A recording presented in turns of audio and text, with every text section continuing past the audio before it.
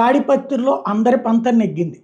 కేతిరెడ్డి ఇవాల్టి రోజున అక్కడ కార్యక్రమం నిర్వహిస్తాను ఏదైతే వీళ్ళు పెట్టుకున్నటువంటి కార్యక్రమం ఉందో బాబు మోసం చేస్తున్నారు అన్నటువంటి పాయింట్ చెప్పేందుకు ఏర్పాటు చేసుకున్నటువంటి కార్యక్రమం ఏదైతే ఉందో ఆ కార్యక్రమానికి సంబంధించినంత వరకు ఏది మేనిఫెస్టో మిస్ అయింది అన్నటువంటి దాని మీదన తనే వస్తానని చెప్పి కేతిరెడ్డి పెద్దారెడ్డి కూర్చుంటే ఆయన్ని ఆపడం ద్వారా పోలీసులు సక్సెస్ అయ్యారు.